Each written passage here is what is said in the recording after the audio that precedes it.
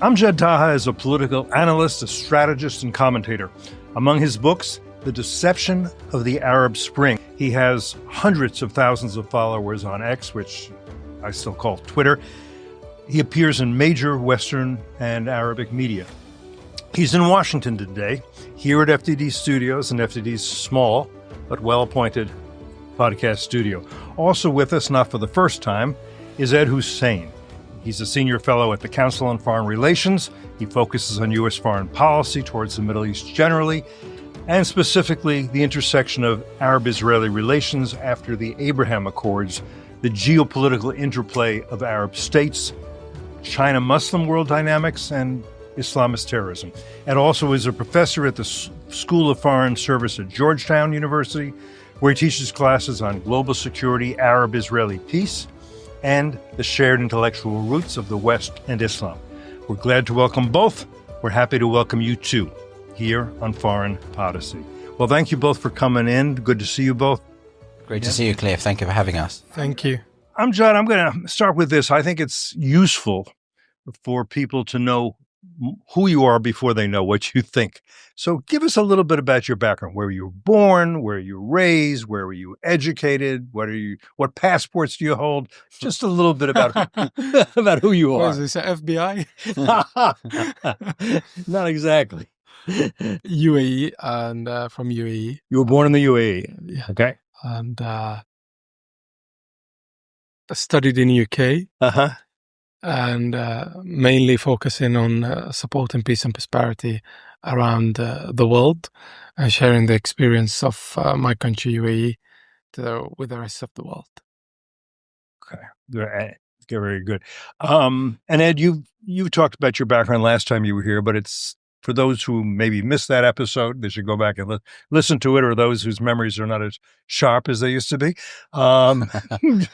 Give us a little bit of your bio, too. I live here in America now, born and raised in London. Ancestors are from Yemen, and here I am talking to Cliff May from New York. Born and raised in New York, no longer live there. You're both very dedicated, and you can talk about this, to the Abraham Accords, to the idea of peace and prosperity rather than constant warfare in the Middle East, to the idea that there are various groups in the Middle East. It is a diverse place: Turks, Arabs, Jews, Kurds, Druze, Christians, Maronites. I mean, quite a few, and a lot of people don't understand that. Also, you have various once upon a time empires. Turkey was a great empire, the Ottoman Empire before it was Turkey, the Iranian Empire, the Persian Empire, the various caliphates. Part of what seems to me of what's going on is that some of the former empires want to be empires again. There are those who want to reestablish a caliphate. They're angry that the caliphate crashed and burned after World War I. The Ottoman Empire was the last caliphate. I think the jihadists in Tehran want to reestablish an empire. It's meant to be a Shia empire, but they're jihadists because they want a greater empire. I fear, perhaps, maybe fear is the wrong word, that Erdogan of Turkey wants to is a neo-Ottoman. I'm not the first to call him that. I think the Jews of Israel, I think, you can correct me if I'm wrong, really just want to reestablish a nation state in part of their ancient homeland. I don't think they're empire builders. I'm going to just comment on what I've just said, and then I'm going to ask, instead I have other questions along these lines. I think reading into history, there's never been an empire that clashed or was destroyed and it came back again. So historically, any empire that's been destroyed is not going to come back again, and that's because the reason why they were removed or where they lost the battle is for various reasons, internally and externally, and those reasons still exist. When it comes to the Persian Empire, and the Persian people in terms of the civilization, they gave so much to the world. But when it comes to the Persian Empire, it felt internally and externally. Internally, because of all the minorities and also the religious different religions that existed there, where they were not respected at one stage or another, and also externally because there was a power that's greater than them at that point, and be it the Arabs when they came in after the Romans and the war with the Romans for 700 years and so on. Talk about long wars, forever wars, 700 years. They're very patient when it comes on. to, yeah, they stretch, they do so.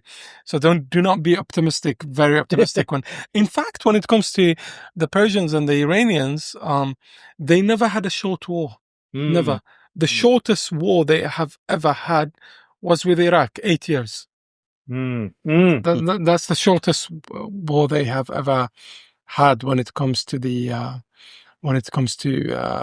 in terms of a clash and a war. And just to follow up on this, the current regime in Tehran had been, it seemed until very recently, successfully reestablishing an empire with, I would say, Lebanon as one of its colonies, as the Houthis in Yemen as, if not a colony, certainly a proxy, Gaza, certainly a client. It's rather proxy of Iran. That terrorism is not an empire. An empire can build, can give also. And there be it in terms of civilization, in terms of intellectuals, in terms of thoughts and mind and culture, agriculture, in terms of infrastructure. That if currently what you see is Iranian trying to build an empire, that empire does not define, but by definition it doesn't make sense. What makes sense, they do support the terrorists, be it in Yemen, be it in Gaza, be it in Lebanon and others.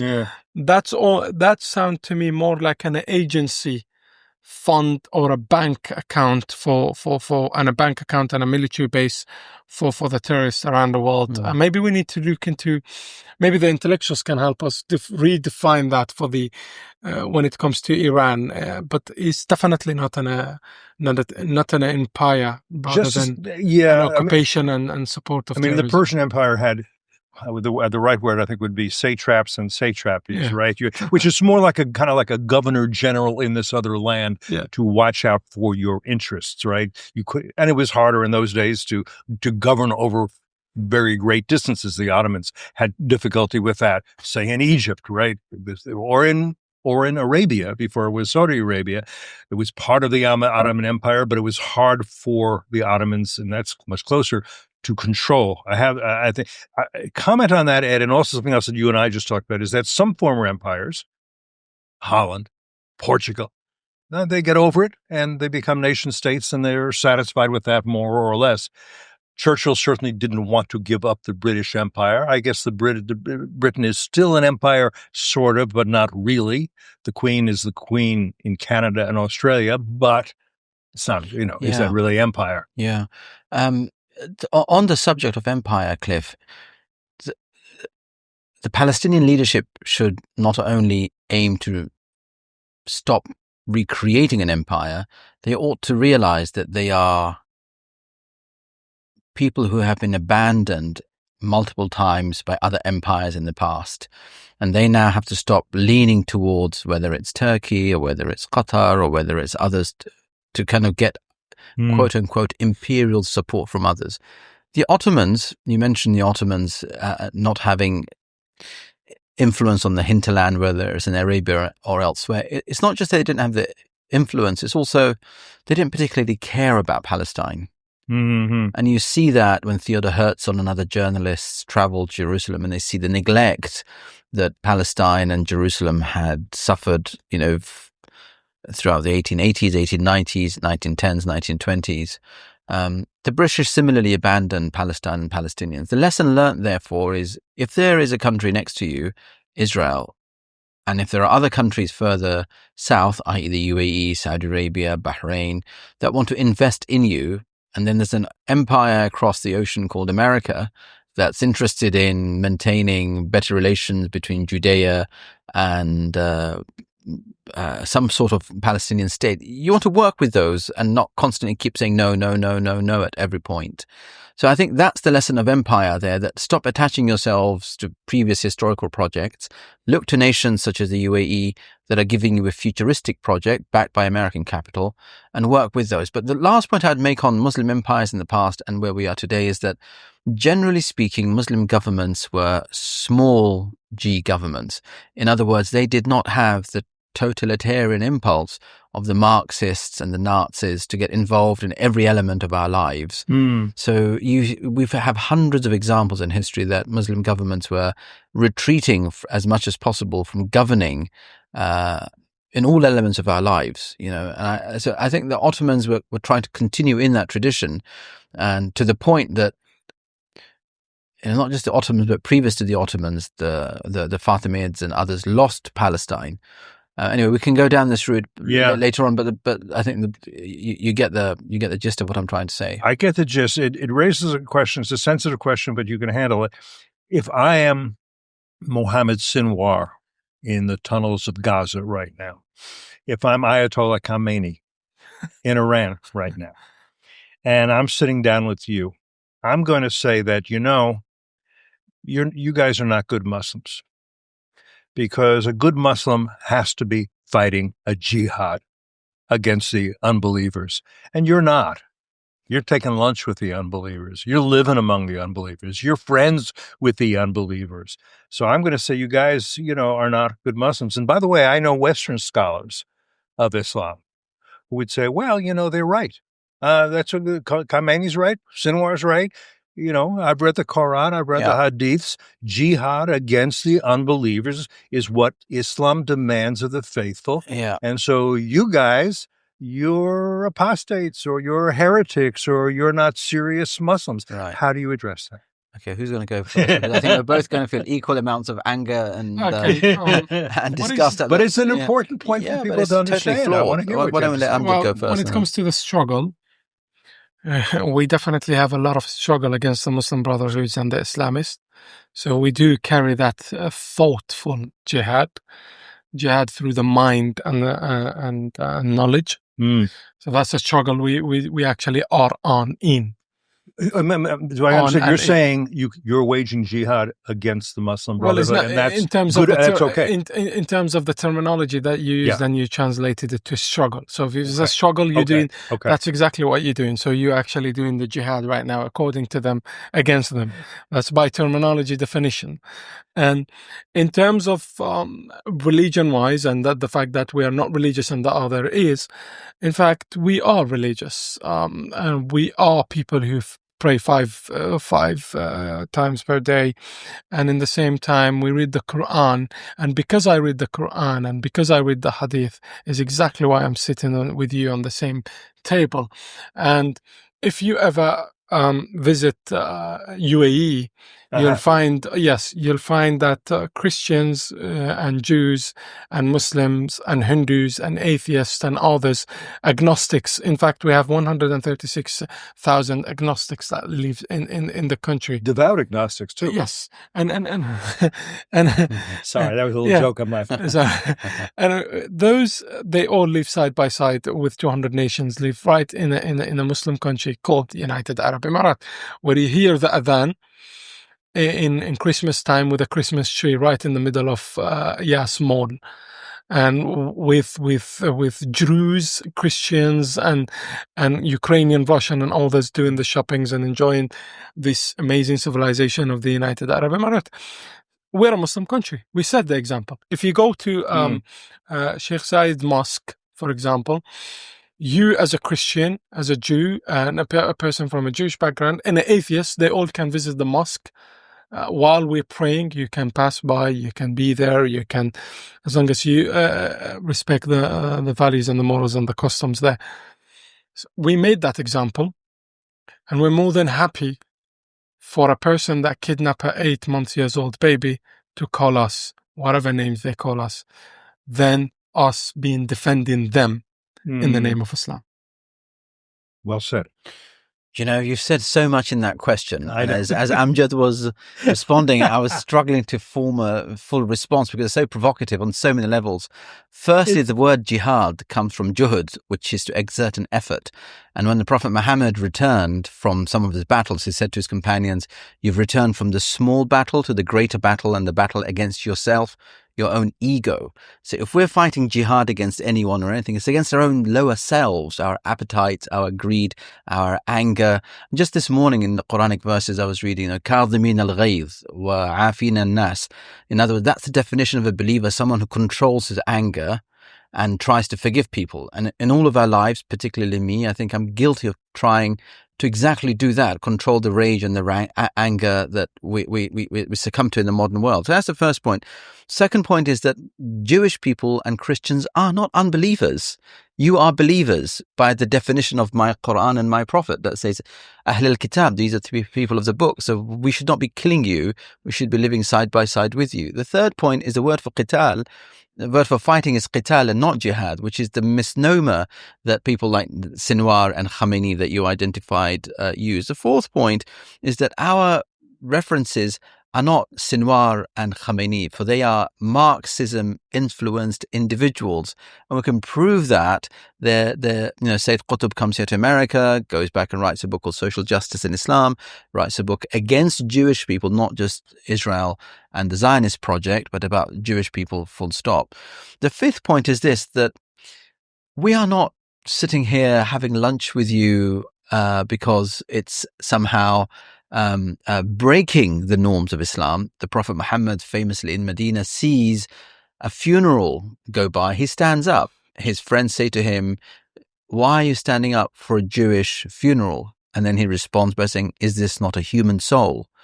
We see the same behavior with Sheikh Zayed, the founder of the UAE, again and again focusing on helping other humans. And my final point would be this to anyone, whether it's the Iranians or the Muslim Brotherhood's armed wing, as Amjad so eloquently puts Hamas, is the following.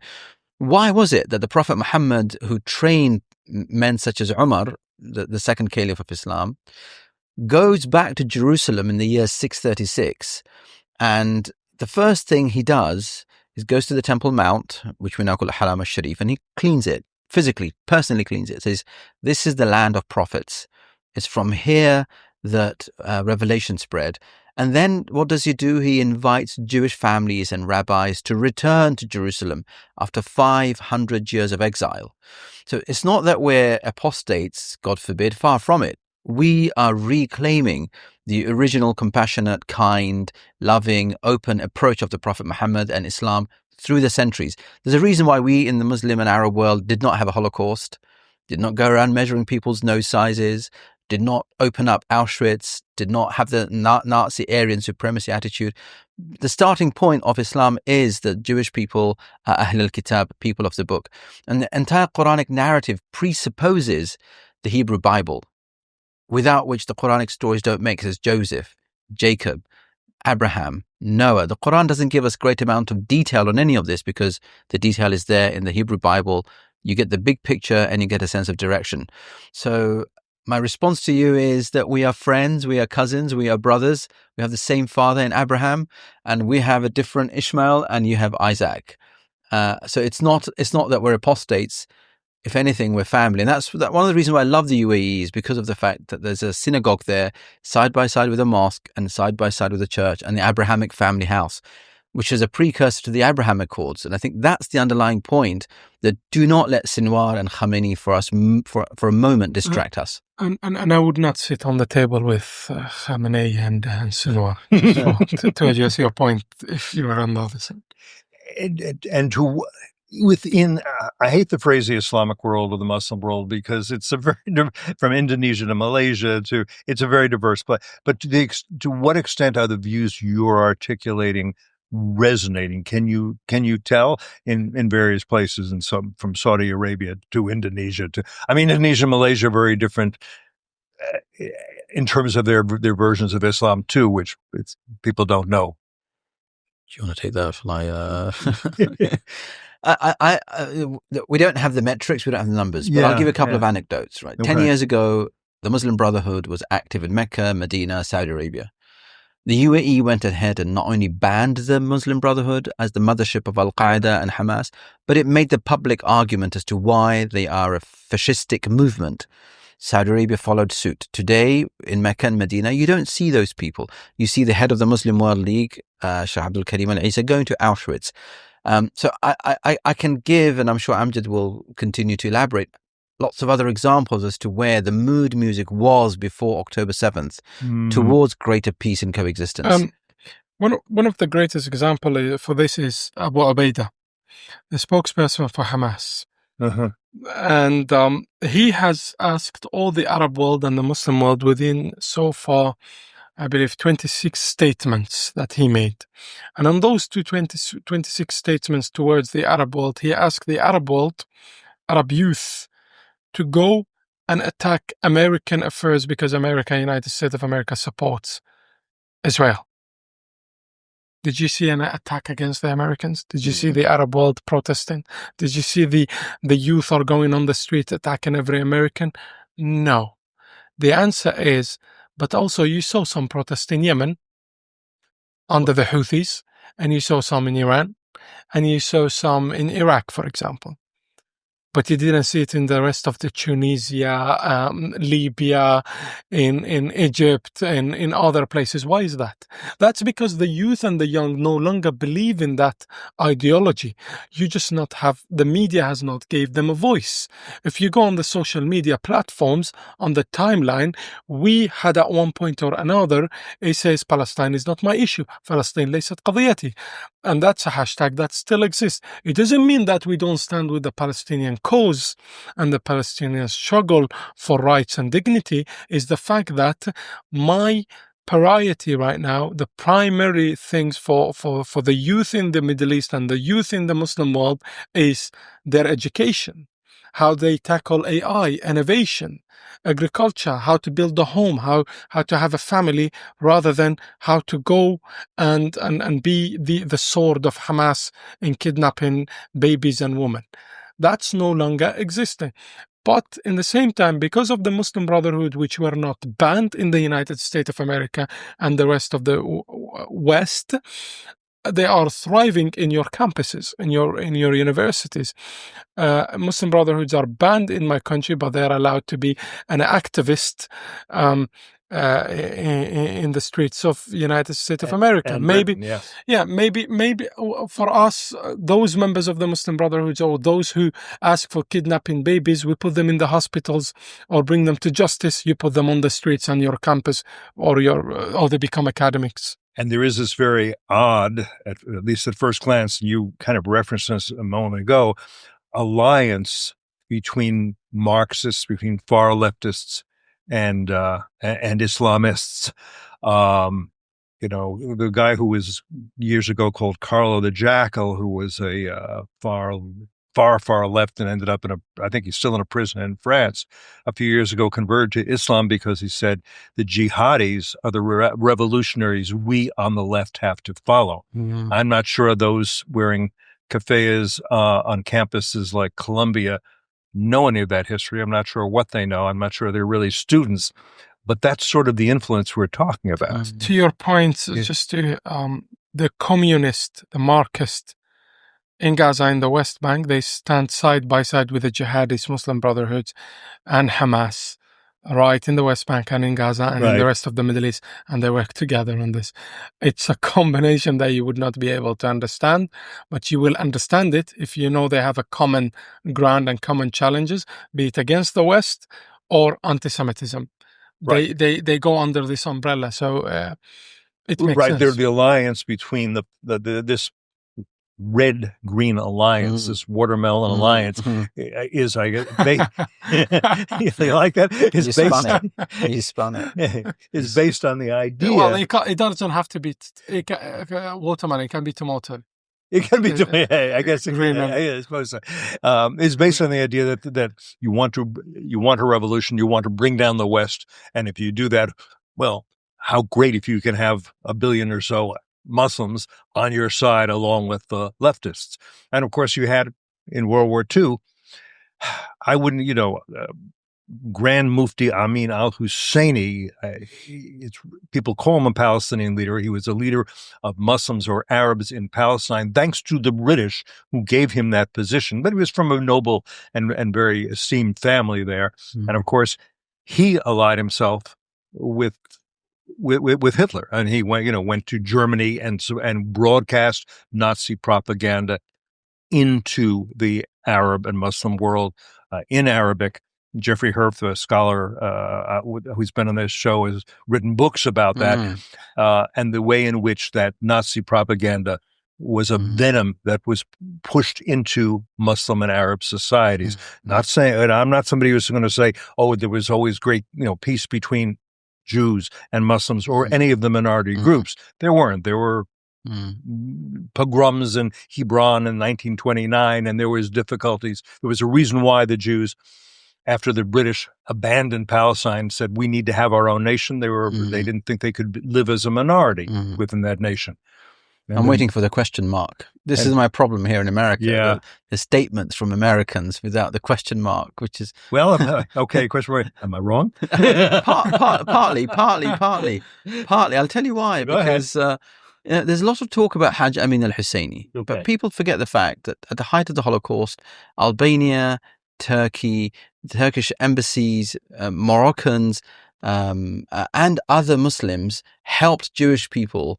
Bahrain. And Bahrain, indeed, Bahrain helped Jewish people in the tens of thousands escape the Nazis. That's regularly forgotten, number one. Number two, it was Muslims who fought on the side of Britain against the Nazis. Tens of millions of Muslims from India and elsewhere fought on that's always kind of conveniently forgotten.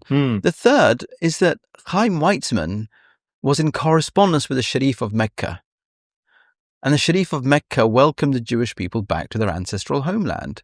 Fourth is even the Iranians were open to a Jewish state, but they wanted a kind of Swiss-style federation. So that history is overlooked so often, and we beat ourselves up over one guy, however flawed, in Jerusalem, while ignoring that there's a much wider history of acceptance of Jewish people's rightful claim to being. I will grant you that, but I would also, but am I wrong in believing that? And I'm sorry, this is the case. That, and there are reasons why this is the case. There is no Palestinian leader now who can come on this podcast or go on CNN and say, I want us to make peace with the Jews and figure out a way to live side by side. There is no such person that I know of right now. Maybe Salam you can tell Fayyad? me. What do you think of Salam Fayyad? Yes, and there's a reason why he's in Texas as a professor. I like the man. I know the man. I think greatly of the man. He didn't have much of a base or following, and there's a reason why he ended up, rooting for the Longhorn football team, whatever it was, at the University of Texas at Austin. But I'm an admirer of his, and he could come back. By the way, there's been talk about it. Can I push you a little bit on this? Push me. Where do you think Bibi Netanyahu is on the question of peace with Palestinians? He can't utter the same thing at the moment. We have the same problem. There's no moral equivalence, but I'm saying we're in such a bad situation now. We don't have leadership on either side. I'm not saying Bibi is the same for a moment. I'm just saying political leadership on both sides cannot accept peace for either peoples, and that's a real issue right now. So it's not just the Mahmoud Abbas and Hamas that are the problem. I'm not saying Bibi is a problem. I'm saying the political climate. Polls after polls in Israel, where are we? 70-75% of ordinary Israelis do not want a Palestinian state. I understand why after October 7th. I get it. Right. But I'm just indicating to you the nature of the problem that we're dealing with. My guess is if there were a Palestinian who said, I am going to make peace with the Israelis, put me in charge, I will do it. It can't be Hamas anymore. There's no way that Hamas is reforming. I think we all agree on that. I think there's disappointment in Mahmoud Abbas over these years that he, in the Arab world as well, he's not going to do the job. If there were such a person, do I think most Israelis would say, okay, yeah, okay. Realistically speaking, sorry to stop you there. Realistically speaking, that person at this stage is American, if it exists. I'm realistic. I'm from the Middle East. I live 3 hours away from Israel and Palestine. So, and I come across a lot of Palestinians. Yes, you do find businessmen and politicians, Palestinians, who have that voice. but they're not being empowered, and they don't dare to say it in public. Right. For peace, you always need brave leadership. And then that's how we reached Abrahamic Accord. Right. A brave leadership that can take it. Do you have leaders in Palestine, or politicians or intellectuals or businessmen who have that thought? Yes. But are they brave to come out? No, they have not. Right. They would not. And with those who did, they ended up in Harvard University teaching there rather than doing anything much for the home. So that's when it comes to the Palestinian. When it comes to also, and I'm against the terminology of being using the terms the Arabs. We are very different, one from another. Emiratis are very different. Bahrainis are very different. Qataris are very different. Saudis are very different. Palestinians are very different. The Mufti who went and stood with the Nazis, it was a Palestinian Mufti, not an Iraqi Mufti. So judge it based on that, and history will recall that moment. No matter how much we try to delete, remove, pass on, it will remember. A Palestinian Mufti stood with Hitler. And in fact, he didn't just stand with Hitler. He went all the way to Iraq, and he was lobbying Iraqi people, which ended up with Farhud, which ended up with people are standing against the Jewish community and burning their houses and so on in Iraq. So he was a Palestinian Mufti working with the Nazis, and destroying the civilized community that existed in Iraq and Syria and Lebanon. Yes, that has happened. And the mistake of the Arab world listening to such a Mufti coming from the Nazis. And it shows that, yes, we need to readjust that. We need to study that. And we need to see, yes, why up to this stage, up to this point, in this month of the holy month of Ramadan, right now, there is live streaming from Al-Aqsa Mosque. The Mufti right there in Al-Aqsa Mosque right now, well, not a Mufti, scholars that they have randomly, who most of them lack a lot of knowledge of tolerance. They have been calling for jihads. They have been calling for the killing of a disbeliever, and they see the disbeliever as Jew too, and Christians, and they've been calling them all the names, all bad names, including pigs and monkeys and so on. This is happening right now as me and you speaking, and for this Friday will happen again, and is live streaming from Jerusalem. You know, if the Arab world and the Muslim world and the Western world does not address that, and yes, that streaming, you need to speak about it, bring it into the attention of the media, speak to the Palestinian about it, speak to the Jordanian about it, and speak out to the Israelis about it, and counter that part. Otherwise, you leave that, there is hundreds and thousands of people are listening to this. It takes one person to adjust into it, and then or believes in that thought, and then carry the attacks, and we are in circles. We're just going in circles. So yeah, we have to address that, and is realistically speaking. And you've been very, we talk about the Gulf. Bahrain and UAE are pillars of the Abraham Accords. Qatar is not. Nonetheless, Qatar was made a major non-NATO ally by the Biden administration. It still seems to be seen that way by the Trump administration. But Al Jazeera is, which is it's one of its media platforms. I know you know about other media platforms, and you talked about this off the air, but you may want to talk about it on the air. Is putting out a lot of very, very poisonous propaganda throughout the Arabic-speaking world, and not just the Arabic-speaking world. I will address this, and then I'll leave to add to elaborate if you wish to on this question. Al Jazeera is the enemy of the Middle East, is the enemy of humanity, and is the enemy of the youth, enemy of the woman, enemy of children's rights in the Middle East. Has stood with all the Islamists, has stood with all the radicals. Al Jazeera is the spokesperson for Hamas, the spokesperson for ISIS, Muslim Brotherhood, Muslim Brotherhoods, and all the terrorists. In fact, there are members. There are the so-called journalists that work on the desk for Egypt and other cases. Are all members of the Muslim Brotherhood who are wanted by justice system, be it in Egypt or other countries and so on. So Al Jazeera, it's should be banned by many, and it has nothing to do with journalism. In fact, when it comes to journalism, if you want to save journalism, you ban Al Jazeera, and if you want to save humanity from being a hostage of the propaganda of Hamas, ban Al Jazeera and the Muslim Brotherhood. And Al Jazeera, I think you know better, has had an impact on the BBC and on Sky News. And the other way around. Yeah. Lots of BBC journalists went and set up Al Jazeera. I think, you're a former journalist with the New York Times. Recovering journalist, I think.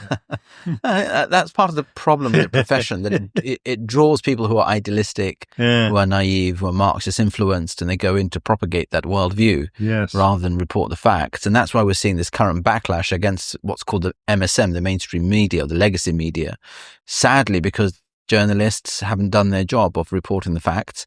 Instead, it becomes about activism. It becomes about raising the temperature against our allies and friends in the Middle East.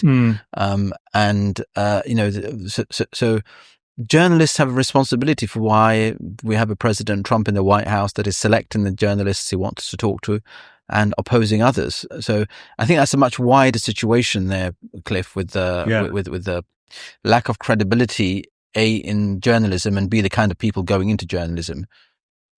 By the way, you had an interesting construction before I hadn't heard that, and it struck me, Amjad, when you said that Hamas should be seen as the military wing of the Muslim Brotherhood. It is. Yeah. Because in their manifest, they do say that. Yeah. They're a Muslim Brotherhood, and they are the armed forces of the Muslim Brotherhood. That's the chapter 1.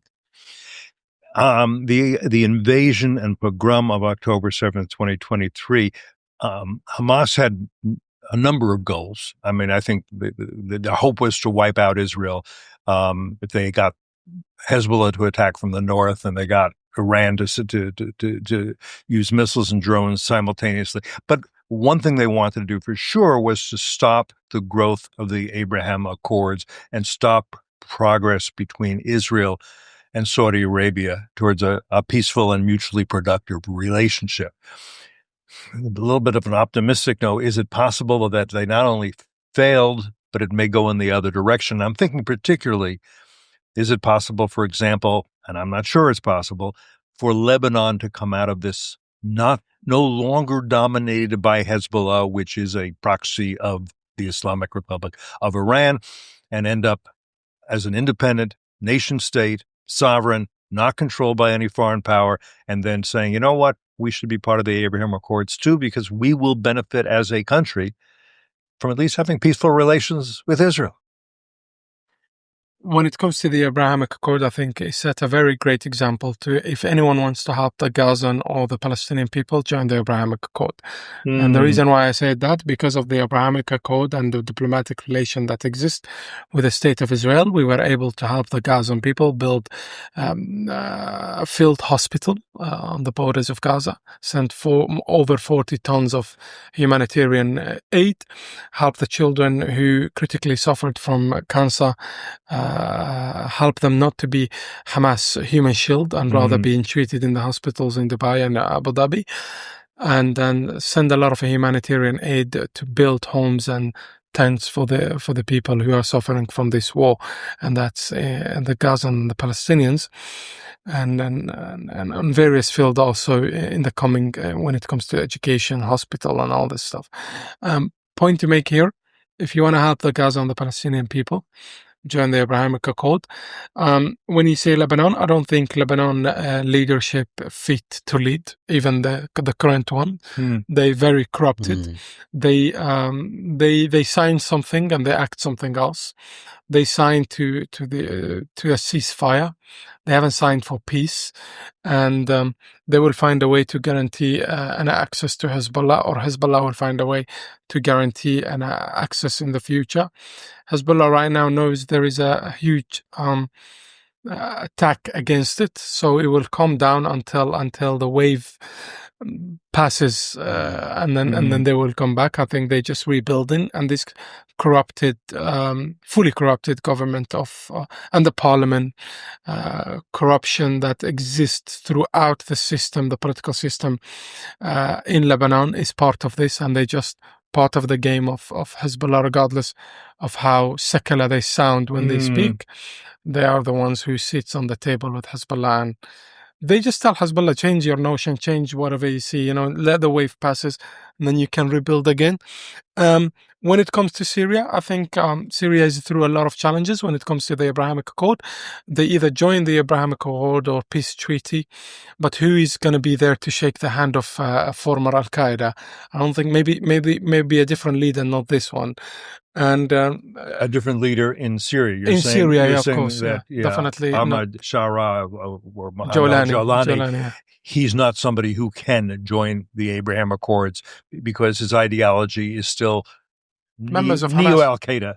Yeah, it's a former Al-Qaeda. There is, you have to know, Al-Qaeda and Muslim Brotherhood and Hamas, they all read from the same manifest, and so far, the same interpretation, the same absolutely, reading and the Palestinian of Islam, and malicious Palestinian terrorists, they still are in Syria and they are functioning there, and they've been trained there, and they still exist, and some of them are participating in attacking some of the Druze villages and minorities in North Syria, also in Kurds. So there's a lot to be addressing before coming to the Abrahamic. Maybe Abrahamic Accord can, maybe other countries in the Far East, maybe Malaysia, maybe Indonesia, maybe or in North Africa. We're speaking about Mauritania and others. Right. They may join the Abrahamic Accord. Right. Maybe if we go that far, then the nearest they will get more close or can see the outcome and the benefits out of this. You mentioned you have ancestors from Yemen. Talk a little bit about that, because the Houthis dominate. They recently, if I recall, kidnapped 2 UN aid workers, and the UN said, well, no more aid's going in then. But what percentage of Yemenis are Houthis? Donald Trump's got ancestors in Scotland and Germany. I don't know where your ancestors come from, Cliff, but I was born and raised in England. I spent a lot of time in the UAE. I've lived in Syria, but I honestly, the nature of the world is that we move on, and I can't just. I don't. The reason I mentioned Saudi Arabia. Well, the reason I mentioned that is simply that the people of Yemen, I think, are. There's been terrible deprivation and death and starvation in Yemen, and the Houthis have made it much worse. Although they look well fed themselves. See, this is the problem in this town. Maybe in my old age, I just find that who the hell are the Houthis? Well, who are these they're guys? having an impact. A ragtag bunch of nobodies, right? Backed up who the U.S. has not been able to stop. Yeah, but the U.S. lifted sanctions from the Iranians. The U.S. lifted sanctions from the Houthis, right? Which is crazy. And the Houthis have been attacking the tankers that are coming out of the Arabian Gulf. The Houthis are just the primitive beings. When you say Yemen to me, what does Yemen mean? Yemen is the land of the Queen of Sheba. Right. Yemen is the land that King Solomon targets. Yemen is the land that has Hadramaut, al-Hadrami, the origins of my family. This is the original Arabs. Yemen is the land that Yemenis come into Arabia and they see Ishmael and his mother Hagar and they marry into them, and the Ishmaelites come from that. Yemen is the land of frankincense. Yemen is the land of ancient culture, cultivation, civilization, Arabic language itself. Yemen is not these idiots. It's like me coming to America and say, hey, talk to me about the Klan. How's it going with David Duke? It's like me going to Germany and say, where are the Nazis?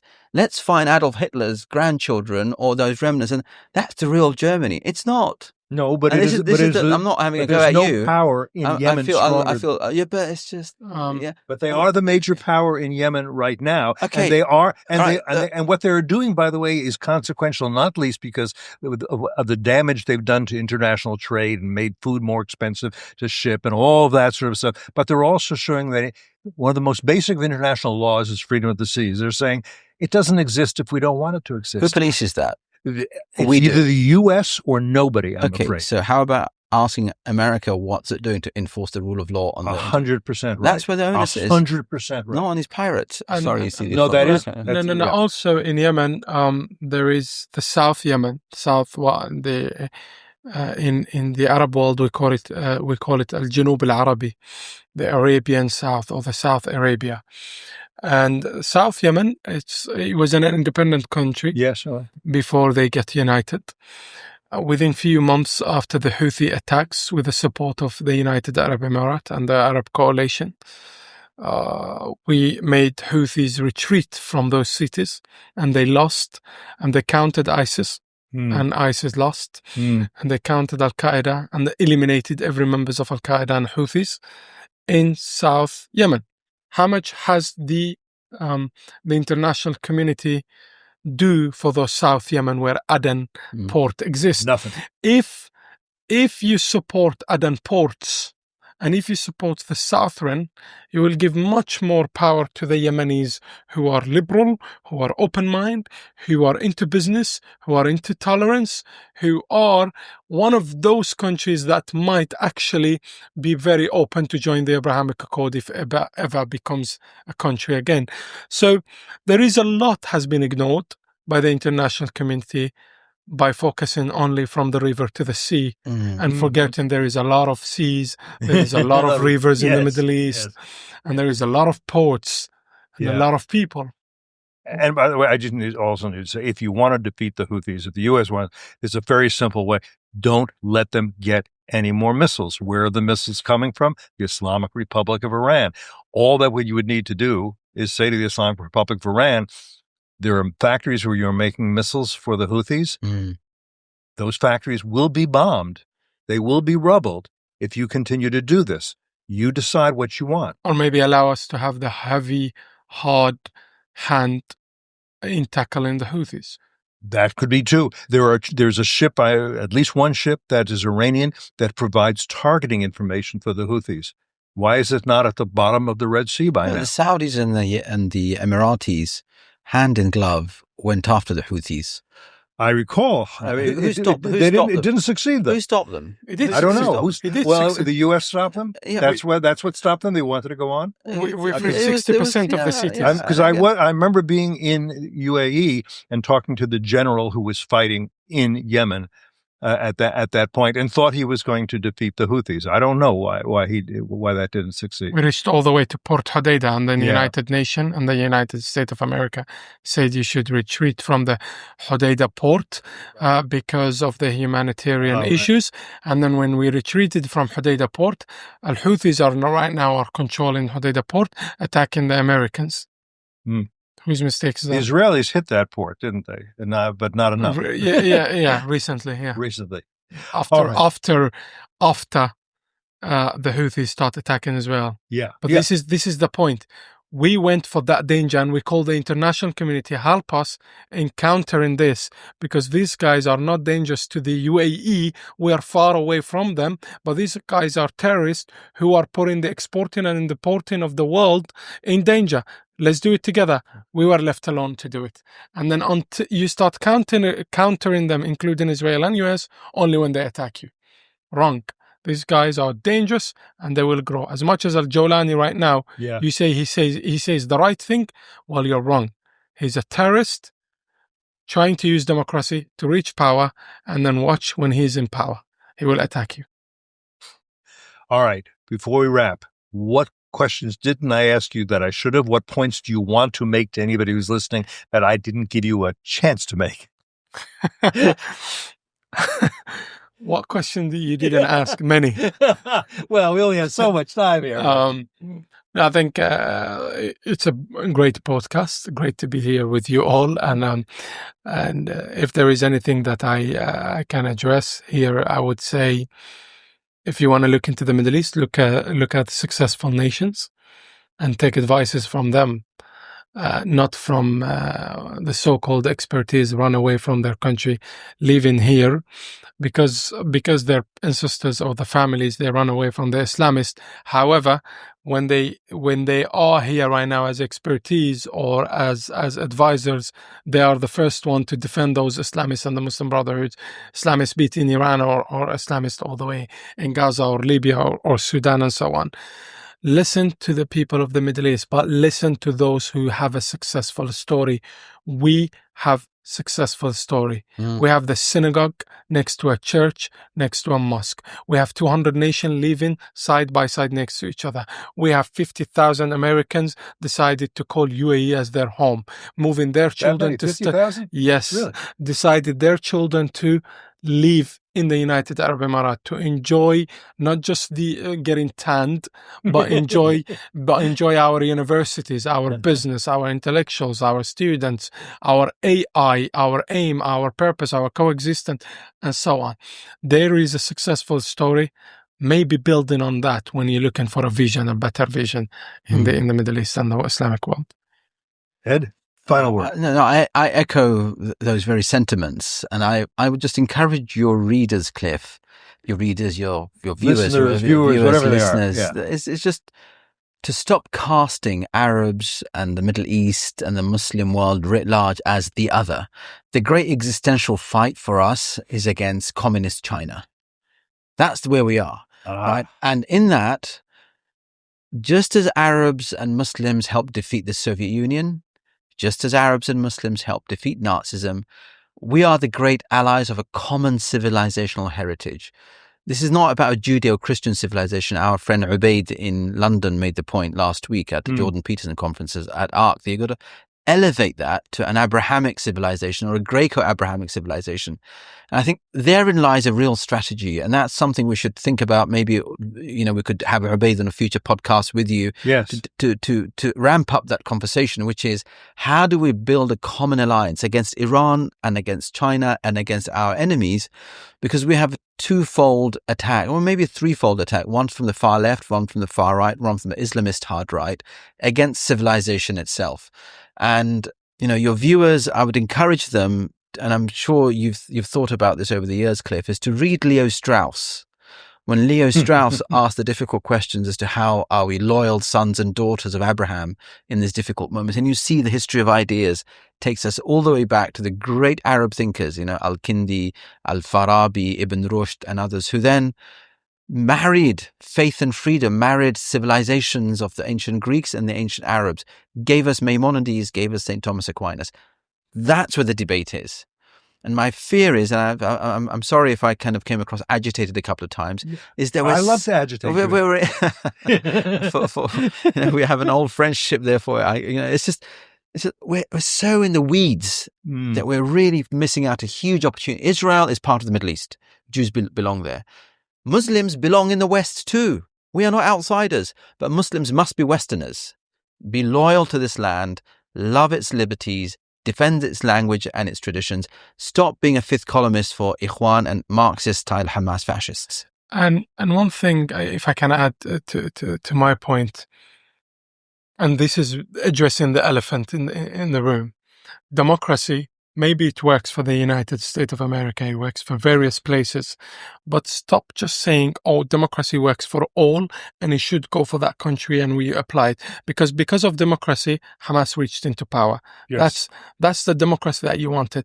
And because of democracy, Morsi came into power. That's the Muslim Brotherhood there in the power. And because of democracy, right now Libya is divided and the west side of Libya is controlled by the Islamists. Maybe what suits us is a system that we need to come up with by studying our civilization, by studying our community, psychologically, socially, politically, in various manner, and economically, and come up with a system that suits the society. You probably like steak and I like fish and chips. You cannot force me to eat your plate, nor I will force you to eat mine. Or you probably like wine and I like green tea. You can't ask me to consume it because you feel it's good for the heart and the stomach. I'm just saying. And maybe the green tea makes me calmer, which is much better. And the point I'm making here is we don't apply democracy in the UAE. We have a successful story, and a person who lives in a democratic country such as the United States of America decided to live in my country. And a person from Italy decided to bring his children and live in UAE. Maybe there is a perfect system that they can practice all their rights, all their human rights. They can express themselves. They have all that, and they enjoy the diversity and the tolerance that we have. We found our system. The point I'm making here is better than saying, "Oh, democracy works for all." Let every society and community address their way and find out a food that suits their plate and their stomach. Maybe when you give them your food, it doesn't suit them and they be poisoned. I don't disagree with you. And let me just make this point. When this organization began, it was not the Foundation for Defense of Democracy, but democracies, because the democratic societies we believed were under attack. We still think they are. Absolutely. In particular, South Korea is chronically, if not imminently, threatened. Taiwan is threatened by China. Ukraine is very badly threatened right now. It's a fledgling democracy by Russia, and Israel has been under attack from Hamas, from the Islamic Republic of Iran, most importantly, and from others. But important to what you said, there are things that democratic societies and other, I would say, civilized and decent societies have in common. You mentioned among them tolerance. Hugely important. A tolerant society. It doesn't have to be, listen, it's a democratic society or a democratic republic. But don't tolerate the intolerance. But don't tolerate intolerance. And that's an interesting philosophical proposition, which I'm sure you're familiar with. Intolerant of the intolerant. Yeah. Can you tolerate intolerance? Once you do, you'll end up only with intolerance. It's a hard thing. Thank you. You know that as a British conservative. Can I call you a British conservative? John Locke, yeah. Edmund Burke, John Locke. Those are the great names. And John Locke borrowed heavily from the Middle East in his writings. He was, read and wrote in Arabic and Hebrew. Something to discuss on our next podcast when we have Ubaid with us. I look forward to it. This has been fascinating for me. I hope it has been fascinating for you. Yeah, thank you. Thank you very much. Thanks, Ed. Thank you. Thanks, Amjad. God bless you, Cliff. Thanks. And thanks to all of you who stayed with us for this conversation here today on Foreign Policy.